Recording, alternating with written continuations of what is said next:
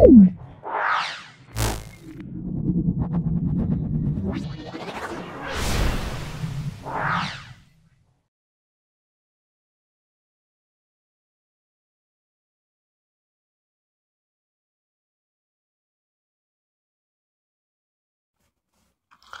আমরা ৮ নম্বর স্কুলটা সলভ করছি। দশম শ্রেণী প্রশ্ন প্রস্তুতি 2025 সালের জন্য অত্যন্ত ইম্পর্টেন্ট সেট। এর আগে আমরা 7টা সেট পাবলিশ করেছি, এটা আমরা ৮ নম্বর সেট। খুব ভালো করে ভিডিওটা দেখো, আশা করি তোমরা এই ভিডিও থেকে অবশ্যই উপকৃত হবে। চলে এসো আজকের প্রথম প্রশ্নে, নিচের কোনটি ওজোন স্তরকে ক্ষতি করে না? এটা আমরা বলবো CO2 বলবো বা কার্বন ডাইঅক্সাইড বলবো। পিভি সমান W/m RT, এখানে এম এর মাত্রা কি হবে? গ্রাম পার মোল হবে, বা আমরা বলবো গ্রাম মোল টু দি পাওয়ার -1। কোন গ্যাসটি এসটিপিতে 22.4 লিটার অধিকার করে? এক মোল গ্যাস বলতে অ্যামোনিয়া এখানে বোঝাচ্ছে, অর্থাৎ অপশন এ বলবো 17 গ্রাম অ্যামোনিয়া। কোন পদার্থের তাপীয় প্রসারণ সবচেয়ে বেশি? তাপীয় প্রসারণ সবচেয়ে বেশি আমরা কি বলবো? সেটা হলো পারদ বলবো। লম্ব আপাতনের ক্ষেত্রে কৌণিক বিচ্যুতির মান কত? 0 ডিগ্রি হবে। মৌলিক বর্ণ লাল, নীল, সবুজ, এগুলো সব মৌলিক বর্ণ বলা হয়, আমরা সবকটি বলবো। ইলেকট্রনের আধান অপশন সি বলবো, -1.6 × 10⁻⁻19 কুলম্ব। তারপর দেখো, তড়িৎ প্রবাহমাত্রা পরিমাপ করা হয়। তড়িৎ প্রবাহমাত্রা পরিমাপ করা যে যন্ত্রের সাহায্যে, সেটি আমরা কি বলবো? অ্যামিটার বলবো। তড়িৎ ক্ষেত্র দ্বারা বিচ্যুত হয় না, গামা রশ্মি বলবো। তারপর দেখো, নিচের যে মৌলটির দ্বিবন্ধন দেখা যায় সেটা হলো O2 বলবো। স্পর্শ পদ্ধতিতে যে অনুঘটকটি ব্যবহার করা হয় V2O5, যাকে বলে ভ্যানাডিয়াম পেন্টক্সাইড, আমরা ব্যবহার করি। গ্যালভানাইজেশন এর কাজে কোন ধাতুটি লাগে? সেটা আমরা জিঙ্ক বলবো, Zn বলবো। কোন যৌগটিতে কার্বন কার্বন দ্বিবন্ধন আছে?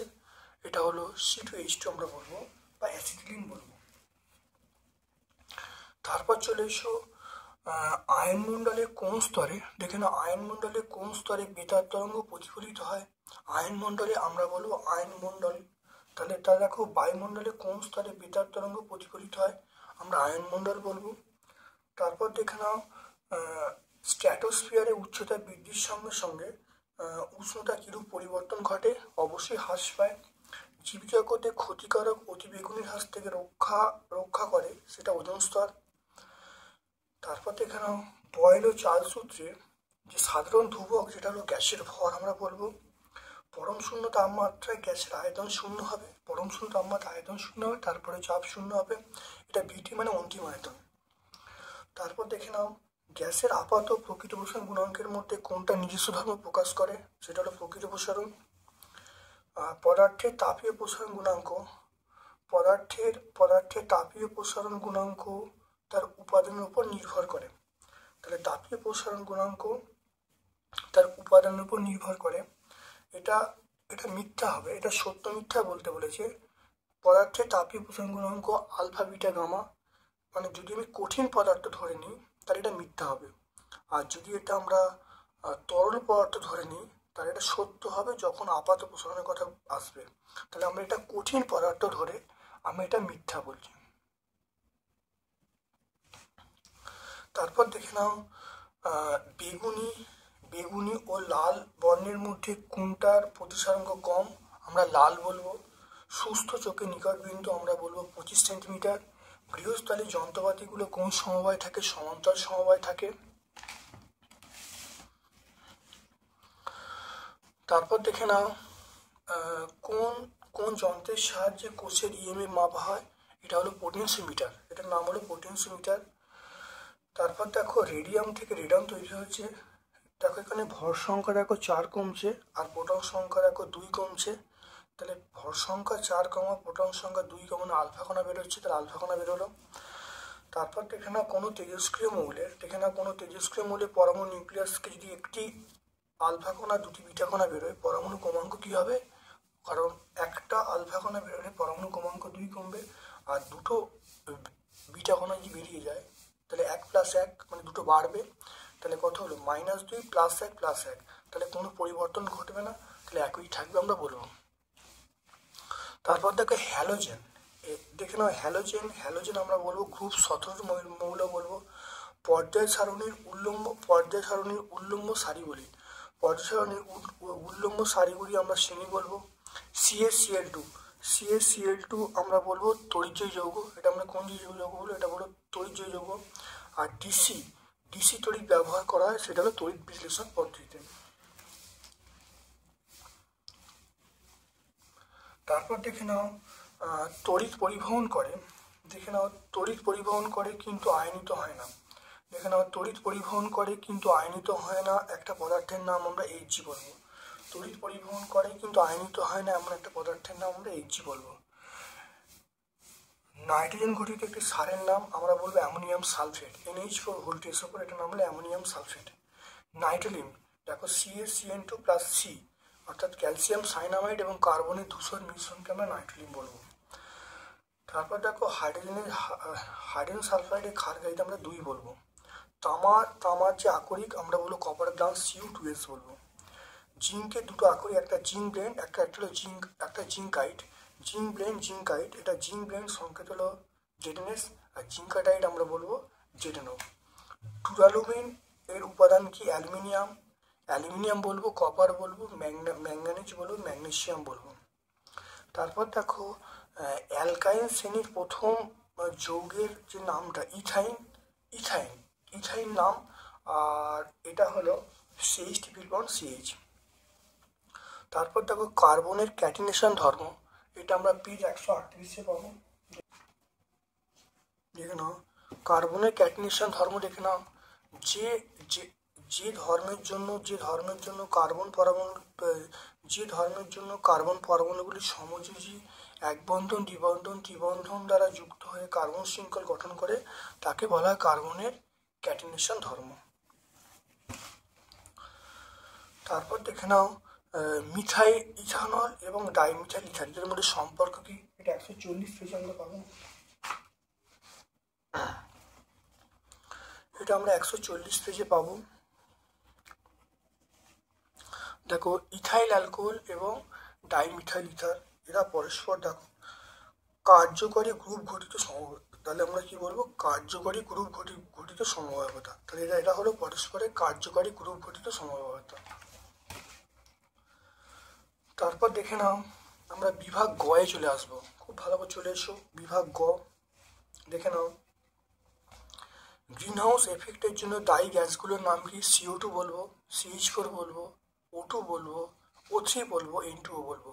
অর্থাৎ কার্বন ডাইঅক্সাইড বলবো, মিথেন বলবো, ওজোন বলবো এবং নাইট্রাস অক্সাইড বলবো। 27 ডিগ্রি, দেখে নাও 27 ডিগ্রি সেন্টিগ্রেড তাপমাত্রায় 1 ATM চাপে 32 গ্রাম SO2 আয়তন কত হবে? দেখে নাও 27 + 273 = 300 কেলভিন। P এর মান 1 ATM, W এর মান 32 গ্রাম, M এর মান 64 গ্রাম পার মোল, V এর মান আমরা বার করছি। তাহলে PV সমান আমরা nRT, এর জায়গায় দেখো W/M বসিয়েছি, সেখানে V এর মান দেখো WRT/PM। এখানে দেখো W এর মান, R এর মান, T এর মান সমস্ত মান বসিয়ে দিয়েছি, বসে দেখো V এর মান পেয়ে গেছি 12.45, অর্থাৎ SO2 আয়তন আমরা বলবো 12.45 লিটার। এটাই অ্যান্সার হয়ে যাবে, এইটুকু করলেই পরীক্ষায় কিন্তু নাম্বার পেয়ে যাবে। তারপর দেখে নাও ভালো করে 0 ডিগ্রি সেন্টিগ্রেড তাপমাত্রায় নির্দিষ্ট ভরে, দেখে নাও 0 ডিগ্রি সেন্টিগ্রেড তাপমাত্রায় নির্দিষ্ট ভরে কোনো গ্যাসকে উত্তপ্ত করলে চাপ ও আয়তন উভয় দ্বিগুণ হলো, তাহলে গ্যাসটার অন্তিম তাপমাত্রা কত হবে? দেখে নাও প্রথম 0 ডিগ্রি, 0 + 273 মানে 273 কেলভিন। T2 মানে এটা চাইছে P1 V1/T1 সমান P2 V2/T2। তাহলে এখানে দেখো P2 এর মান 2P1, V2 এর মান 2V1, তাহলে দ্বিগুণ করা হচ্ছে, P1 হলো 2P1, V2 এর মান 2V1/T2। তাহলে এখানে দেখো মানটা বসিয়ে দিয়েছি। তাহলে দেখো P1 সমান P1 এটা ক্যান্সেল হয়ে গেল, দেখে নাও। তাহলে T2 সমান দেখো 2 × 273, 4 × 273 করলে কত হবে? অন্তিম তাপমাত্রা পেয়ে যাবো, সেটা হলো 1092। তাহলে অন্তিম তাপমাত্রা 1092 থেকে 273 বাদ দিলে 819 ডিগ্রি সেন্টিগ্রেড, অর্থাৎ আমরা অ্যান্সার পেয়ে যাবো 819 ডিগ্রি সেন্টিগ্রেড।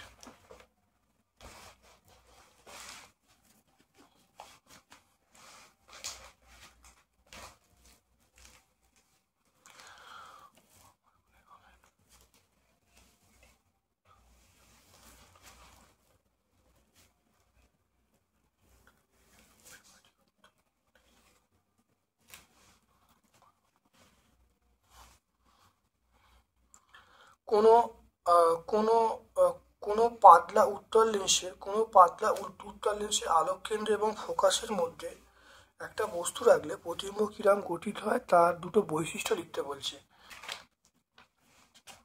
দেখে নাও, আলোক কেন্দ্র এবং ফোকাসের মধ্যে বস্তু রাখা হয়েছে, তাহলে প্রতিবিম্ব কেমন হবে দেখে নাও, ভালো করে দেখে নাও। প্রতিবিম্বটা দেখো, প্রতিবিম্ব হবে সমশীর্ষ হবে, বিবর্ধিত হবে এবং অসৎ হবে, এই কথা লিখলেই হবে।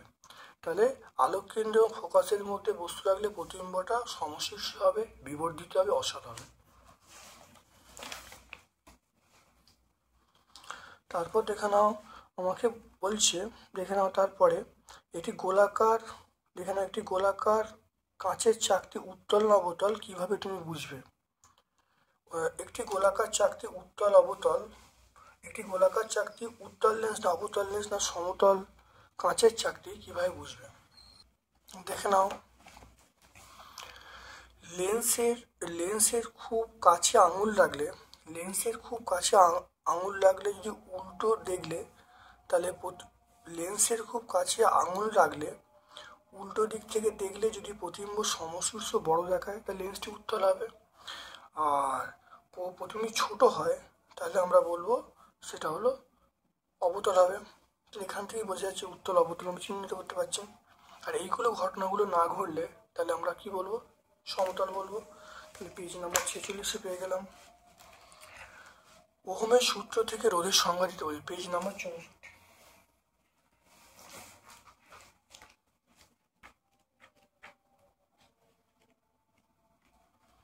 দেখে নাও, এটা ওহমের সূত্র। দেখো R সমান V/I, তাহলে বিভব প্রভেদ এবং প্রবাহ মাত্রার অনুপাতকে আমরা রোধ বলবো। তাহলে বিভব প্রভেদ এবং প্রবাহ মাত্রার অনুপাতকে আমরা রোধ বলবো।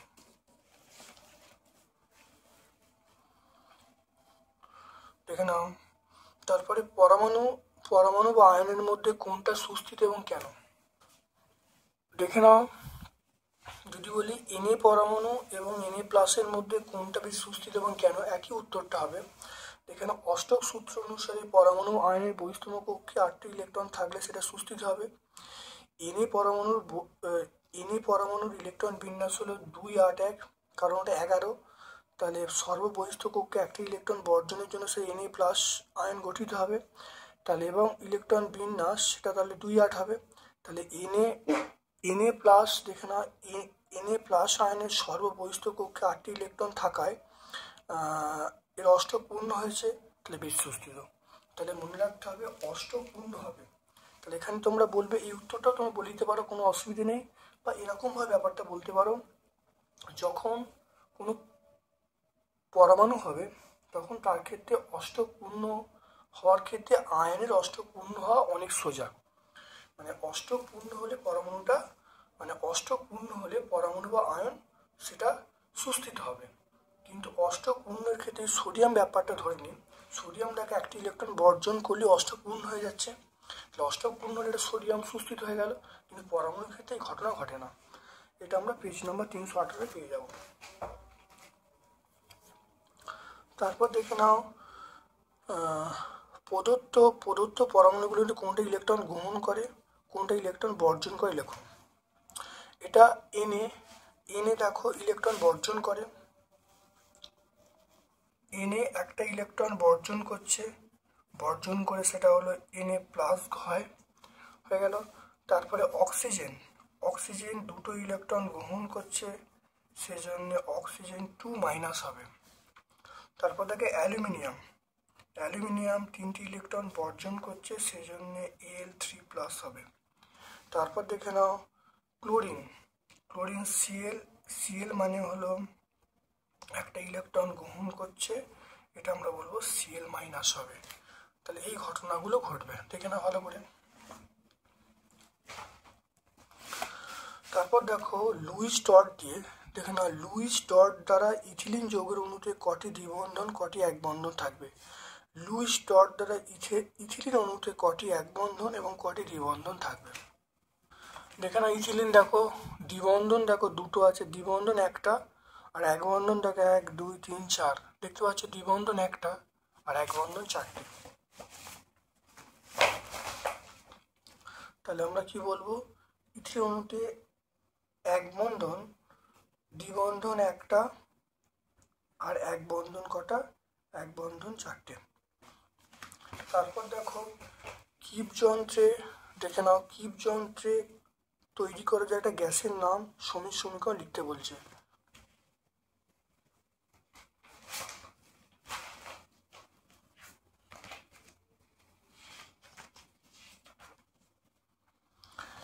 কিপ যন্ত্রে তৈরি করা যায় গ্যাসটার নাম H2S। এটা হলো শর্ত, এটা সমীর সমীকরণ, তাহলে শর্ত সমীর সমীকরণ।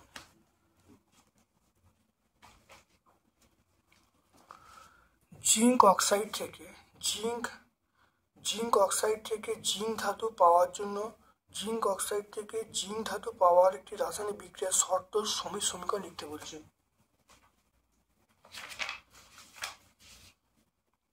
দেখো জিঙ্ক অক্সাইড থেকে জিঙ্ক ধাতু পেতে এই সমীর সমীকরণটা লিখবে। শর্ত বলতে এটা বলবে জিঙ্কের সঙ্গে কোক চূর্ণ মিশিয়ে 14 তাপমাত্রায় উত্তপ্ত করলে জিঙ্ক অক্সাইড থেকে জিঙ্ক কোক দ্বারা বিজারিত হয়ে জিঙ্ক পরিণত হয়। দেখে নাও, বিক্রিয়া লিখে দেবে। তারপর দেখো থার্মিট পদ্ধতি বর্ণনা করতে বলছে, এটা 133 পেজে পাবো। দেখে নাও থার্মিট পদ্ধতি, খুব ভালো দেখে নাও, এটা থার্মিট পদ্ধতি, এটা পুরোটাই থার্মিট পদ্ধতি। দেখে নাও, তাহলে আমরা এই পর্যন্ত বললেই হয়ে যাবে, এখান থেকে শুরু করে এই পর্যন্ত বললেই আমরা উত্তর পেয়ে যাবো থার্মিট পদ্ধতি। দেখে নাও।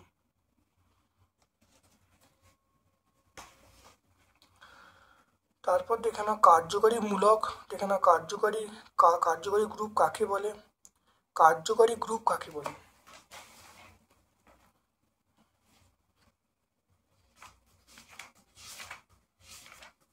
দেখে নাও কার্যকরী গ্রুপ বলতে অর্থাৎ যেসব মূলক জৈবিক অণুতে উপস্থিত থেকে জৈবিক প্রকৃতি ধর্ম নির্ধারণ করে তাকে আমরা কার্যকরী মূলক বলবো।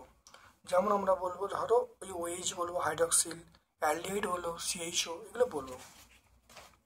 তারপর দেখো প্রোপানল এবং মিথানোয়িক অ্যাসিড, প্রোপানল এবং মিথানোয়িক অ্যাসিড।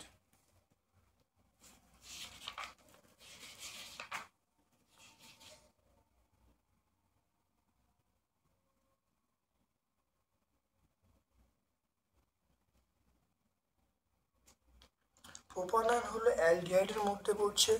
প্রোপানল আমরা বলবো অ্যালডিহাইড, তাহলে প্রোপানল এটা হলো আমরা কি বলবো? CHO বলবো। তাহলে প্রোপানলের ক্ষেত্রে আমরা বলবো CHO, তাহলে এটা প্রোপানলের উত্তর, তাহলে CHO। এরপর দেখো আর কি আছে, প্রোপানল আমরা বলবো CHO, এটা হলো বন্ড CHO। আর মিথানোয়িক অ্যাসিড, এটা আমরা বলবো কার্বক্সিল গ্রুপ, সেটা হলো বন্ড COOH, এটা বলবো বন্ড COOH। তাহলে প্রোপানল হলো বন্ড CHO আর মিথানোয়িক অ্যাসিড এটা হলো বন্ড COOH। মনোমার কাকে বলে? ভিনাইল ক্লোরাইডের পলিমারের নাম কি?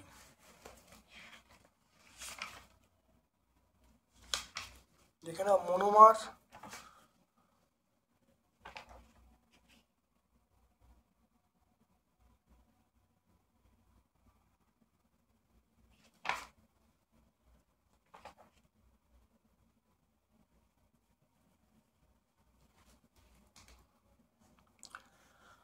অর্থাৎ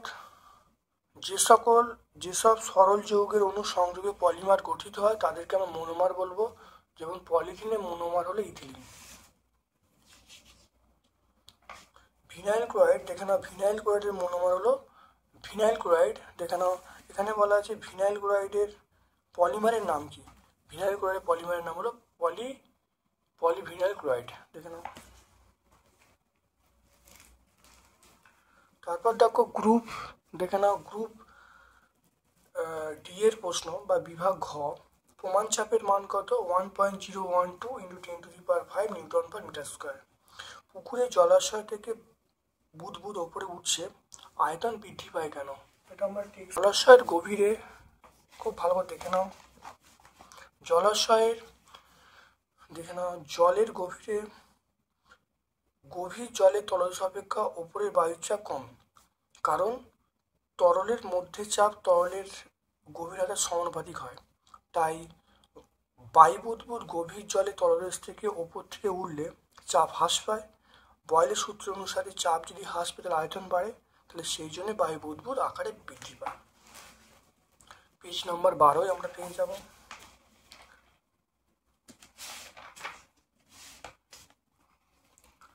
তারপর দেখে নাও 4.2। 4.2 দেখে নাও এটা কি আছে।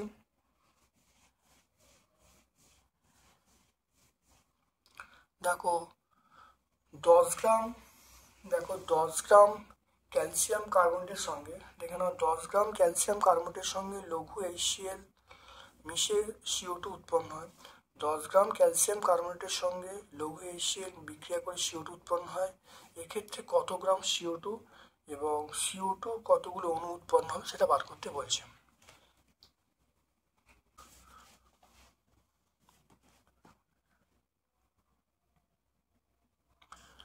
দেখে নাও CaCO3 plus 2 HCl CaCl2 plus CO2 plus H2।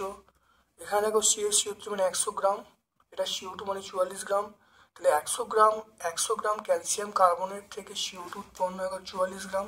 তাহলে 100 গ্রাম ক্যালসিয়াম কার্বনেট থেকে CO2 উৎপন্ন হয় 44 গ্রাম। একে কত আর 10-এ কত বার করলে কত আসছে দেখে নাও। এটা হলো 1-এ বার করলাম, 10-এ বার করলাম 4.4 গ্রাম।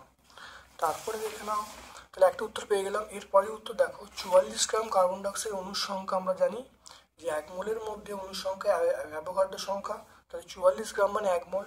তাহলে 44 গ্রাম CO2 তে অণু আছে কত 6.023 × 10⁻23। একে কত আর 4.4-এ কত করলে দেখো এটা উত্তর পেয়ে যাব। দেখে নাও এখানে দেখো এখানে দেখো 10টা দেখো পয়েন্টটা তুলে দিয়েছি, পয়েন্ট তুলে এখানে কত হয়েছে 10 হয়েছে, তাই 44 এটা ক্যান্সেল হয়ে গেল, 44 ক্যান্সেল হয়ে গেল। এরপর দেখো এখানে দেখো 10⁻23 আর নিচে আবার 10 আছে, তাহলে একটা বিয়োগ হয়ে যাবে, তাই 10⁻22 হবে। তাহলে 6.023 × 10⁻22T। তারপরে দেখে নাও 1.85 গ্রাম হাইড্রোজেন গ্যাস উৎপন্ন করতে কত গ্রাম অবিশুদ্ধ জিঙ্ককে লঘু সালফিউরিক অ্যাসিডের সঙ্গে বিক্রিয়া করাতে হবে এবং অবিশুদ্ধ জিঙ্কটি 75% বিশুদ্ধ। দেখে নাও কীভাবে করবো। দেখে নাও প্রথমে বিক্রিয়ার লেখা হলো Zn প্লাস H2 সমান আমরা বলবো Zn² প্লাস H2। এটার মানে আমরা এটা 65.5 আর এটা হলো আমরা কত বলবো 2 গ্রাম বলবো, এটা হলো 2 গ্রাম বলবো। তাহলে 2 গ্রাম হাইড্রোজেন উৎপন্ন করতে জিঙ্কের প্রয়োজন কত 65.5, একে বার করবো আর যে মানটা দেখো দেওয়া আছে 1.85 মানটা বসিয়ে দিয়েছি, বসিয়ে দিয়ে উত্তর যেটা পেলাম সেটা 60.58। তো এটা গুণ করে দিয়েছি, গুণ করে 2 দিয়ে ভাগ করলে ওটা কত হবে 60.58 গ্রাম। এবারে বলেছি অশুদ্ধ জিঙ্কের পরিমাণ, তাহলে এটা প্রথম মনে রাখবে, তাহলে এই জিঙ্কটা আমার লাগবে, এটা হলো অশুদ্ধ জিঙ্কের পরিমাণ। তাহলে এবারে অশুদ্ধ জিঙ্ক কত কী করে মোট অশুদ্ধ জিঙ্ক কত আমার প্রয়োজন হবে, তাহলে এটা ইন্টু আমাকে বলেছে 75% পিওর, তাহলে অশুদ্ধ কত, তাহলে এখানে অশুদ্ধ বার করেন, তাহলে আমরা কত বলবো, তাহলে এইটাই ইন্টু 100/75, কারণ 75% শুদ্ধ জিঙ্ক বলা আছে, তাহলে অশুদ্ধ জিঙ্কের পরিমাণ কত, তাহলে যেটা বেরিয়েছে সেটা ইন্টু 100/75। তাহলে এরমভাবে ব্যাপারটা বুঝতে হয়। তাহলে 75-এ সেটা হলো অশুদ্ধ, মানে 75-এ অশুদ্ধ জিঙ্কের পরিমাণ 100, একে কত যেটা বেরিয়ে এটা কত করলে এটা পেয়ে যাবো। তাহলে অশুদ্ধ জিঙ্কের পরিমাণ আমরা বলবো 80.78 গ্রাম অশুদ্ধ জিঙ্কের পরিমাণ। তারপর দেখে নাও 4.3, দেখে নাও গ্যাসের আয়তন প্রসারণ গুণাঙ্কের সংজ্ঞা দিতে বলছে, চার্লসের সূত্র থেকে এর মান নির্ণয় করতে বলেছে। দেখে নাও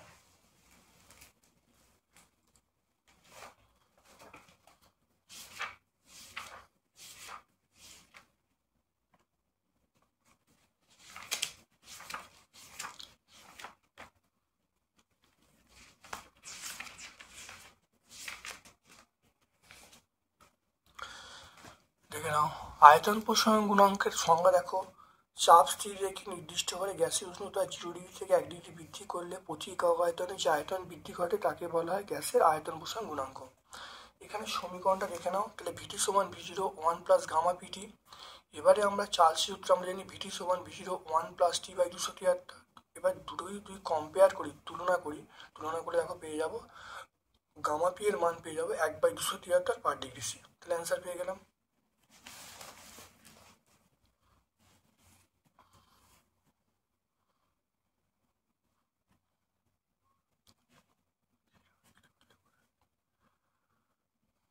তারপর দেখো কোনো কোনো আয়তকার কোনো আয়তকার ফলকের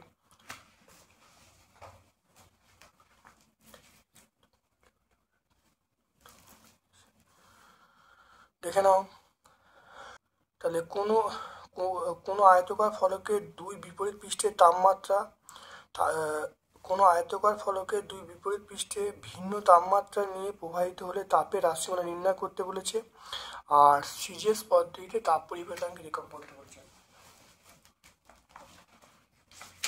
এটা পেজ নাম্বার 33 দেখে নাও, খুব ভালো দেখে নাও। এটা আমরা বলবো, এইখান থেকে বলবো, এখান থেকে এই পর্যন্ত বলবো, বলে উত্তর হয়ে যাবে। আর সিজিএস পদ্ধতি দেখে নাও, calorie meter inverse degree centigrade inverse second inverse. আর এসআই পদ্ধতিতে বলবো watt meter inverse kelvin inverse. তারপর দেখে নাও সাদা শূন্যস্থানে আলো বিচ্ছুরিত হয় কেন? এটা মনে রাখবে, শূন্যস্থানে প্রত্যেকটা বর্ণের আলো বেগ সমান, প্রত্যেক বর্ণের আলো বেগ সমান, তাহলে সেজন্য আলো বিচ্ছুরিত হয় না। শূন্যস্থানে আলো বিচ্ছুরিত হয় না কেন? শূন্যস্থানে সব বর্ণের আলোর বেগ সমান, তাই শূন্যস্থানে আলো বিচ্ছুরিত হয় না। এটাই মেন কথা, এটা লিখে নেবে। তারপর দেখে নাও স্পর্শ না করে উত্তল অবতল দর্পণকে কিভাবে চিনবে?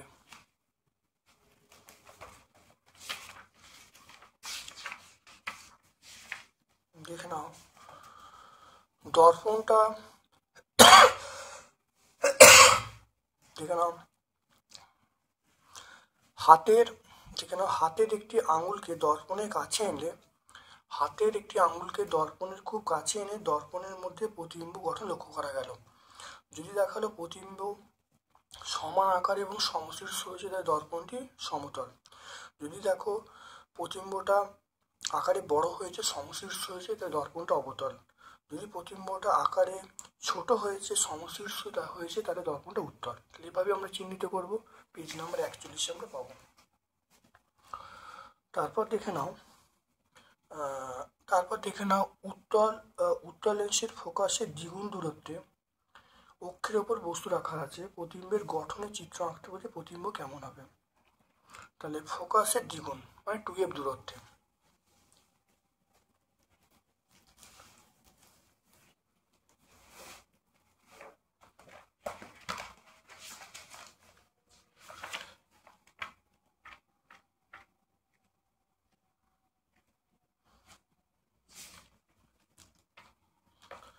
তাহলে ফোকাসের দ্বিগুণ খুব ভালোভাবে দেখে নাও। ফোকাসের দ্বিগুণ দূরত্বে এই ছবিটা তোমরা আঁকবে। ফোকাসের দ্বিগুণ, এটা ফোকাস, তার দ্বিগুণ দূরত্বে বস্তু রাখা হয়েছে। প্রতিবিম্বটা কী হবে দেখে নাও, প্রতিবিম্বটা আকারে সৎ হবে, সমান হবে। তাহলে সমান হবে, এবং দেখো লেন্সে যে পাশে বস্তু আছে অপর পাশে প্রতিবিম্ব তৈরি হবে। দেখে নাও, তাহলে এই ছবিটা আঁকবো, আর আমরা বলবো প্রতিবিম্বের আকার বস্তুর আকার সমান হবে, আর যে পাশে বস্তু আছে উল্টো দিকে প্রতিবিম্ব গঠন হবে, উল্টো হবে। দেখেন এটা, তাহলে এই ছবিটা আঁকবো, এইটা বলে দেবো। তারপরে এসো দেখে নাও বিপদ সংকেত হিসাবে আমরা লাল আলো ব্যবহার করি কেন? বিপদ সংকেত হিসাবে লাল আলো কেন ব্যবহার করি?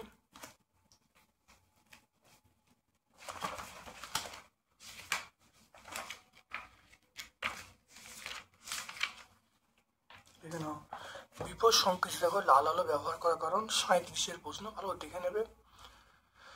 কারণ লাল আলোর তরঙ্গদৈর্ঘ্য বেশি, তাই এটা বিক্ষেপণ কম হয়, সেজন্য বহু দূর থেকে দেখা যায়। দেখে নেবে 37-এরটা।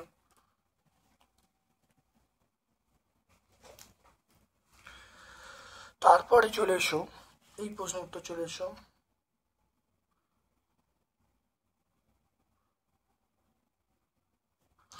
গোলীয় দর্পণে আমরা প্রমাণ করতে বলেছি f=r/2। দেখে নাও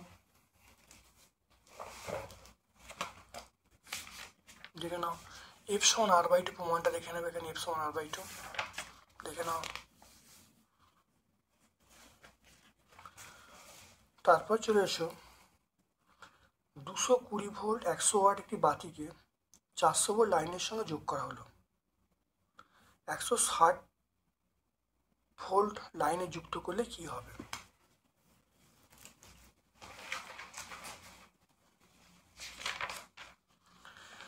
দেখে নাও, আমরা প্রথমে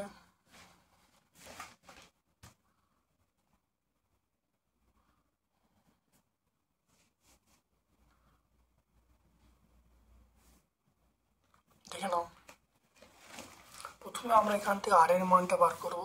আর সমান কি বলবো? v²/p বলবো। দেখো ভি এর মান, এখান থেকে ভি এর মান এইটা আর পি এর মান এইটা, মান বসিয়ে 484 ওহম পেয়ে গেলাম। তাহলে কারেন্ট আমরা বলবো i1 বলবো v/r বলবো। ভি মানে আমরা বলবো 480 বাই রোধ, রোধ মানে আমরা বলবো 484 বলবো।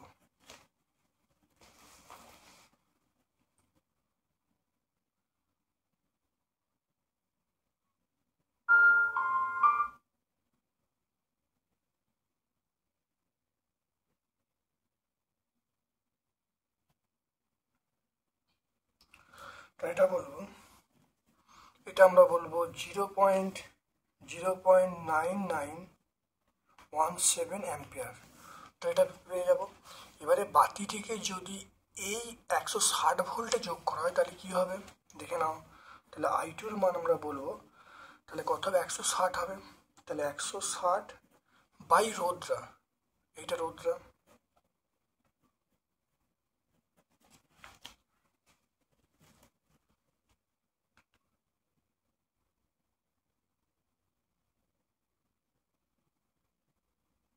হবে তাহলে 0.33 এটা অ্যাম্পিয়ার বলবো। তাহলে দেখো যখন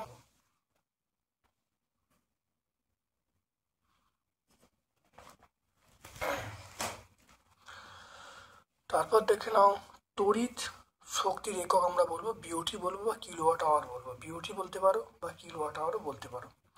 বৈদ্যুতিক তাপ উৎপাদক যন্ত্রে নাইক্রোম তার ব্যবহার করা হয় কেন?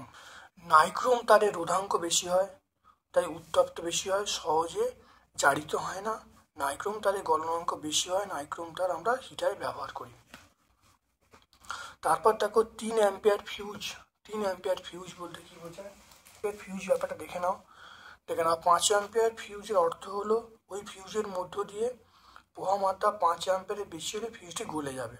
তাহলে এবারে দেখো 3 অ্যাম্পিয়ার ফিউজ বলা আছে কোশ্চেনে। তাহলে 3 অ্যাম্পিয়ার ফিউজ বলতে বোঝায় ওই ফিউজের মধ্য দিয়ে 3 অ্যাম্পিয়ারের বেশি তড়িৎ প্রবাহিত হলে তারটি গলে যাবে। বোঝা গেল?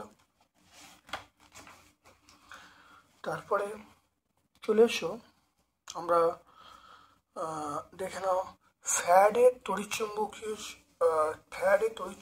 আবেশ সংক্রান্ত সূত্রগুলো। এটা আমরা 81 পেজে পাবো।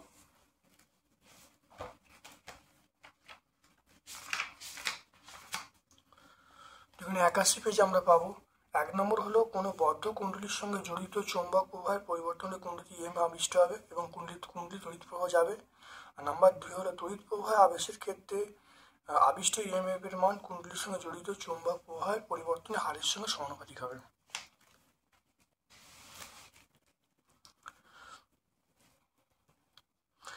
তারপর দেখো নিউট্রাল তারের রং কেমন হবে? নিউট্রাল তারের রং হলো হালকা নীল হবে।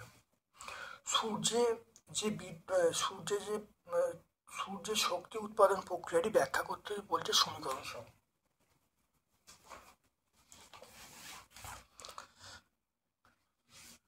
বিক্রিয়াটা ঘটছে দেখে নাও।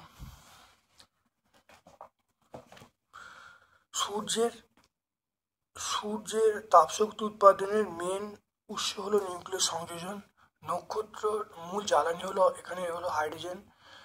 এক্ষেত্রে সংযোজন প্রক্রিয়া কতগুলো চক্রের মাধ্যমে সংঘটিত হয়? মোটামুটি বলা যায় প্রতিটি চক্রে চারটে হাইড্রোজেন, প্রতি চক্রে 4টে হাইড্রোজেন পরস্পর যুক্ত হয়ে হিলিয়াম তৈরি করে এবং তার সঙ্গে পজিট্রন তৈরি করে। দেখে নাও বিক্রিয়াটা, তোমরা এটা লিখে দেবে, লিখে দিলে উত্তর পেয়ে যাবে।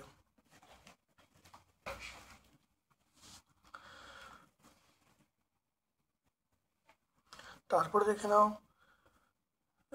নিউক্লিয় বিক্রিয়ায় আমরা হাইড্রোজেন মৌলকে নেওয়া হয়, কারণ দেখে নাও 1 গ্রাম হাইড্রোজেন সংযোজনে নির্গত শক্তি 1 গ্রাম ইউরেনিয়ামের থেকে অনেক বেশি, প্রায় 7.3 গুণ। তাহলে হাইড্রোজেন হালকা হওয়ার জন্য উৎপন্ন শক্তির মুক্তি বেশি হবে। দেখো 1 গ্রাম হাইড্রোজেনের নির্গত শক্তি 1 গ্রাম ইউরেনিয়ামের থেকে প্রায় 7.3 গুণ বেশি। সেটা হলো মুদ্রা ধাতু কাকে বলে? মুদ্রা ধাতু কাকে বলে? সন্ধিগত মৌলের দুটো বৈশিষ্ট্য লিখতে বলছে। দেখে নাও 11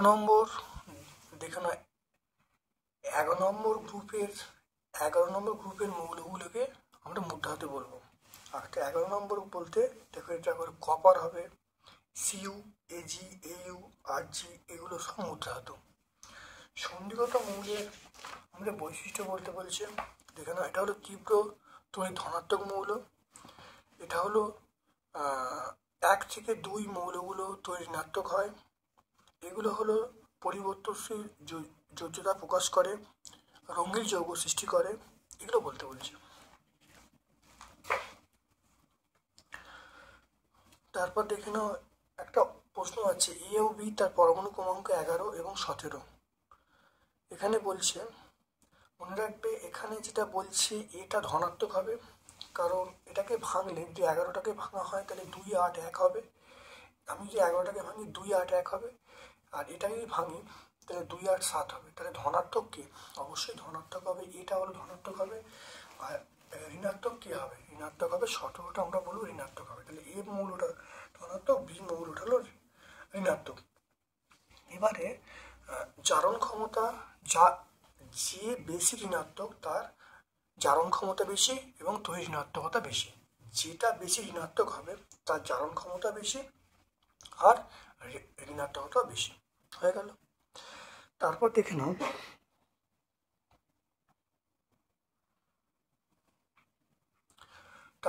নাও কপার তড়িৎদ্বার ব্যবহার করে চিরসফরে জলীয় দ্রবণের তড়িৎ বিশ্লেষণে অ্যানোড ও ক্যাথোডের বিক্রিয়া লিখতে বলছে।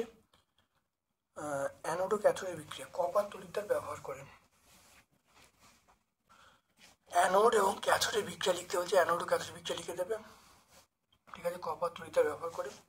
তাহলে আছে ব্রোঞ্জের চুরির ওপর তামার প্রলেপ হয়, তামার দণ্ড দেওয়া হয়।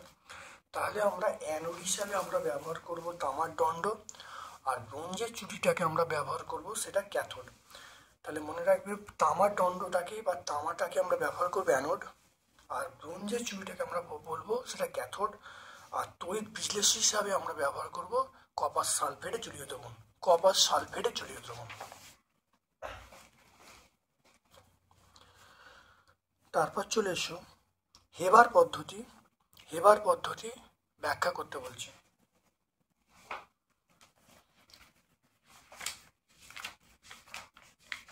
দেখে নাও হেবার পদ্ধতি, দেখে নাও এটা পরিষ্কার সবটা বলে দেবে। এটা হেবার পদ্ধতি সবটা হয়ে যাবে, এইখান থেকে শুরু করবে এই পর্যন্ত বলে দেবে, পুরো অ্যান্সারটা হয়ে যাবে, প্রচণ্ড ইম্পর্টেন্ট।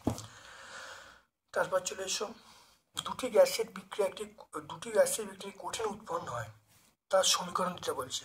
NH3 + HCl = NH4Cl। তাহলে NH3 এটা হলো একটা গ্যাস, HCl গ্যাস, NH4Cl কঠিন। তাহলে দুটো গ্যাসের সঙ্গে বিক্রিয়া করে কঠিন উৎপন্ন হচ্ছে, তাহলে বুঝতে পারলে। তাহলে বিক্রিয়া লিখে দেবে।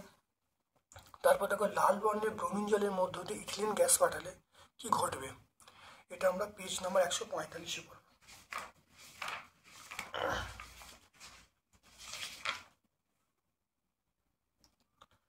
দেখো না, লাল বর্ণের ব্রোমিন জলের মধ্য দিয়ে যদি ইথিলিন পাঠানো হয় তাহলে দেখতে পাচ্ছ এই যৌগটা উৎপন্ন হবে 1,2-ডাইব্রোমিথেন উৎপন্ন হবে, সম্পৃক্ত যৌগ উৎপন্ন হবে। এটা 45 পেজ, এটা 145 পেজে পাবো। ভিনিগার, দেখে নাও ভিনিগারে খাবার সোডা যোগ করলে কি হবে? এটা মনে রাখবে কার্বন ডাইঅক্সাইড উৎপন্ন হবে, CO2 উৎপন্ন হবে, ওটা আমাদের শরীরে অত্যন্ত ক্ষতি হবে। তারপর দেখে নাও প্রস্তুত করতে বলছি C2H2 থেকে C2H4।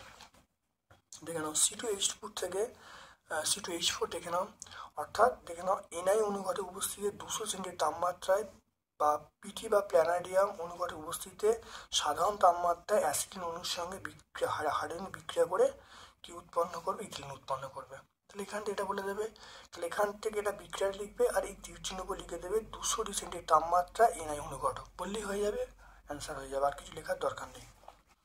145 পেজে পেয়ে যাবে। তারপরে দেখে নাও লাস্ট প্রশ্ন, ইথানলের ইথানলের সাথে ধাতব সোডিয়াম বিক্রিয়া করলে কি ঘটবে? ইথানলের সঙ্গে ধাতব সোডিয়াম, তাহলে ইথানলের সঙ্গে ধাতব সোডিয়াম দেখে নাও, এটা হলো ইথানল, তার সঙ্গে ধাতব সোডিয়াম বিক্রিয়া করা হচ্ছে, এটা সোডিয়াম ইথক্সাইড উৎপন্ন হবে, হাইড্রোজেন উৎপন্ন হবে। ইথানলের সঙ্গে সোডিয়াম বিক্রিয়া করে সোডিয়াম ইথক্সাইড এবং হাইড্রোজেন উৎপন্ন হবে, দেখে নাও। তাহলে আজকে আমরা 8 নম্বর সেটটা সম্পূর্ণ ব্যাখ্যা করলাম। ভিডিওটা কেমন লাগলো কমেন্ট সেকশানে কমেন্ট করবে, যদি ভালো লাগে একটা লাইক করবে, আমার চ্যানেলটাকে সাবস্ক্রাইব করোনি প্লিজ চ্যানেল সাবস্ক্রাইব করে দেবে, বেল বাটনে ক্লিক করে দেবে। আমার পক্ষে সকল ধন্যবাদ এবং শুভকামনা জানাচ্ছি।